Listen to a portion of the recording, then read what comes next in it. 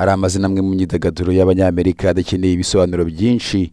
Iyo wumvise Tyrese Gibson ushobora guhita wibuka ijwi ryihariye muri R&B, indirimbo nka Sweet Lady, How You Gonna Act Like That, cyangwa se ugahita ubona mu bitekerezo byawe umuntu uzwi nka Roman Pierce muri filime Fast and Furious. Ariko kandi Tyrese Gibson si umuhanzi gusa, si umukinnyi wa filime gusa, ni umuntu umaze imyaka irenga 20 yubaka izina mu nkingi ebyiri zikomeye z'imyidagaduro y'abanyamerika, umuziki na sinema. Kuri ubu nyuma y'imyaka myinshi, Tyrese arateganya kongera gukandagiza ikirenge cye ku mugabane wa Afurika. Azagaragara mu gihugu cya Uganda. Mwaka 2026 izina rya Tyrese Gibson ryongeye kuvugwa cyane muri icyo gihugu cya Uganda. Uyu muhanzi akaba n'umukinnyi wa filime yemeje ko ashaka gukorera urugendo muri Afurika, ahateganya gukora ibitaramo bigera kuri bitandatu. Muri ibyo bitaramo harimo igitaramo cyiswe Cafe Concert giteganyijwe kubera muri Afurika Cafe Park Ntungamo ni muri Uganda. Ni mu rwego rw'ibikorwa bya Cafe Marathon Uganda.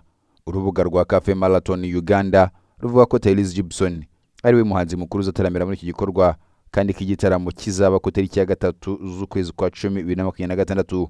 Icyakora amakuru ku rubuga rwa African Cafe Fest agaragaza gahunda itandukanye, aho avuga ko Cafe Marathon na Cafe Concert bizaba ku tariki ya 10 Ukwakira 2026 nk'umunsi wo gusoza festival.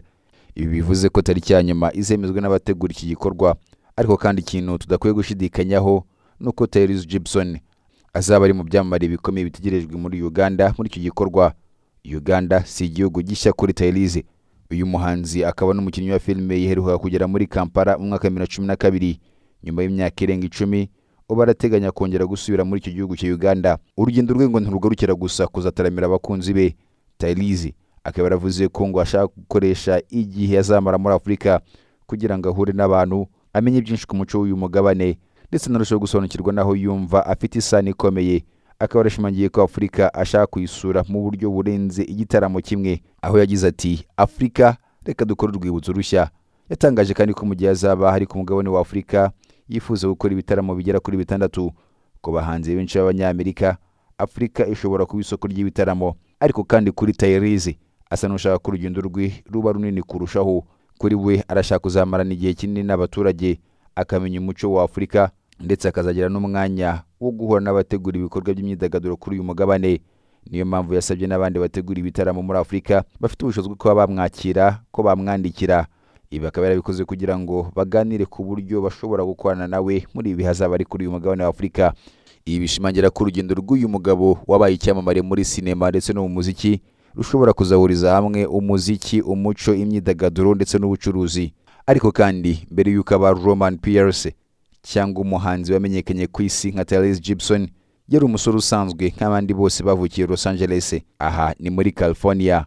Yavutse tariki 30 z'ukwezi kw'Ukuboza umwaka w'1978. Urugendo rwe mu muziki rwatangiye kumenyekana cyane nyuma yo kugaragara mu kwamamaza Coca-Cola, aho yagaragazaga impano ye yo kuririmba. Nyuma yaje kubona amasezerano yo gukora umuziki, maze mu mwaka w'1998 asohora album ya mbere yitiriye izina rye, ni album yise Tyrese. Iyi album yageze ku mwanya wa 17 kuri Billboard 200, ndetse yaje no guhabwa icyemezo cya Platinum muri Leta Zunze Ubumwe za Amerika. Indirimbo yitwa Sweet Lady yamufashije cyane kumenyekana, ndetse inamuha nomination ya mbere muri Grammy Award. Tyrese ntiyagumye muri studio gusa. Mu mwaka wa 2001 Tyrese ntiyagarukiye muri studio gusa, yinjiye mu rugendo rwo gukina filme yakinnyemo yitwa Baby Boy, filme yakozwe na John Singleton. Iyo filme yabaye intambwe ikomeye cyane mu rugendo rwe rwa sinema. Nyuma y'imyaka 2 gusa, mu mwaka wa 2003 Tyrese nyuma yo gukina muri Baby Boy yagarutse yitwa Roman Pierce muri Too Fast Too Furious. Kuva icyo gihe izina rye ryahise ritangira guzwa n'ubucuruzi bw'iyi filme Fast and Furious.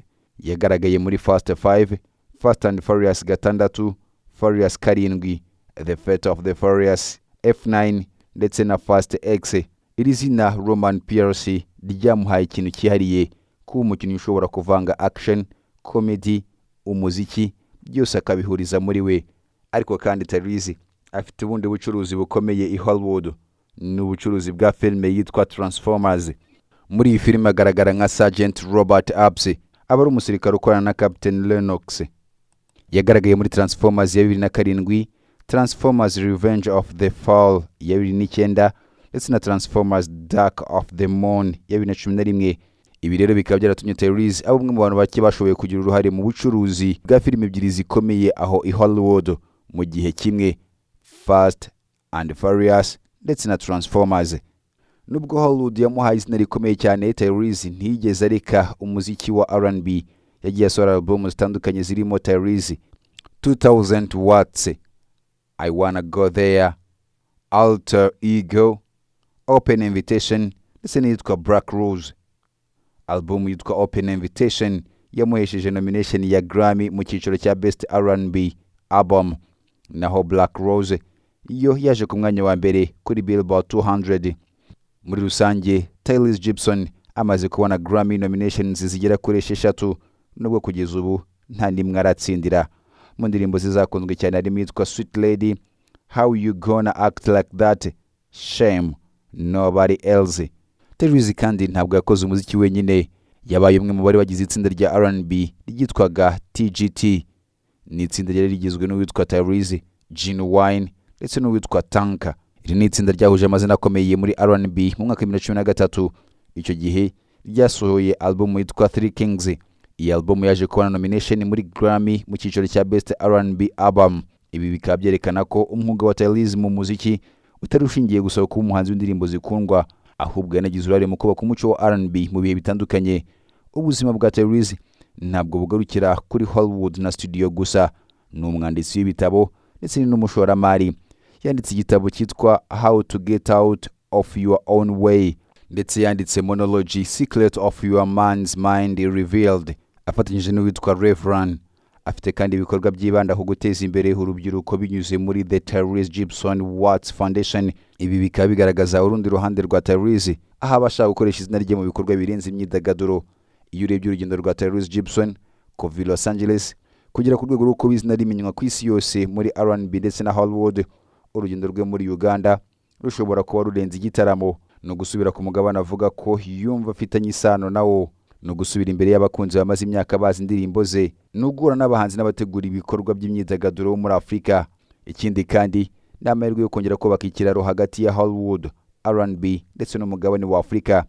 Tyrese ubwe akaba yaravuze ko ashaka gukora ibitaramo bigera kuri 6 ku mugabane wa Afurika, kandi ko abategura ibitaramo bafite ubushobozi bwo kumwakira bashobora kuba bamwandikira. Ni ibihe bindi bihugu bya Afurika bizakira Tyrese Gibson?